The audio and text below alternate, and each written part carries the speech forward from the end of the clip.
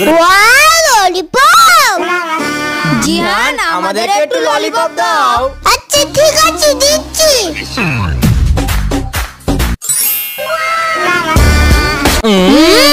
জিহান তুমি ললিপপ তো দিলে, এবার একটা কুরকুরে দাও। আচ্ছা ঠিক আছে দিচ্ছি। এই নাও তোমার কুরকুরে। ওয়াও, এই ম্যাডাম আসছি। কই বই বার কর সবাই। এই তোরা এত খাবার কোথা থেকে পেলি?